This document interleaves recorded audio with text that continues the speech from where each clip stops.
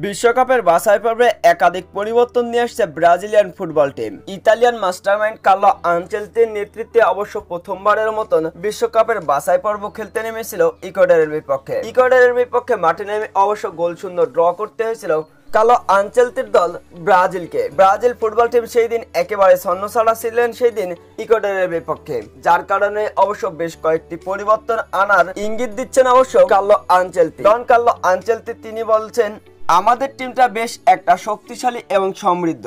আমরা চ্যাম্পিয়ন দল, পাঁচ বারের চ্যাম্পিয়ন আমরা। এরপরেও কেন আমাদের দলের প্লেয়ারদের ভিতরে এমন গাফলতি, যার কারণে আমরা ইকুয়েডরের মতন একটা দলের কাছে ম্যাচ হারতে হচ্ছে কিংবা ড্র করতে হচ্ছে।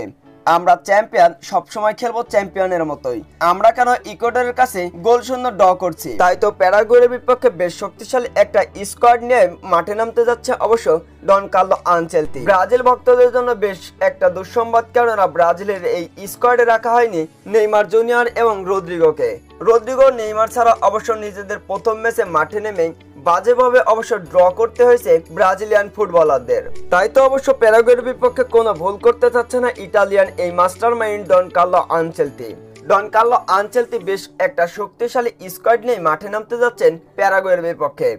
প্যারাগুয়েকে হারিয়ে বিশ্বকাপের কোয়ালিফাই করবে এমন প্রত্যয় নিয়ে অবশ্য মাঠে নামতে যাচ্ছে আগামী 11 জুন ডন কার্লো আনচেলত্তি। বাংলাদেশ সময় 6:45 অবশ্য প্যারাগুয়ের বিপক্ষে মাঠে নামবে ডন কার্লো আনচেলত্তির দল ব্রাজিল টিমের হয়ে এই দিন অবশ্য অধিনায়কত্ব করতে দেখা যাবে কাশ্মীরকে।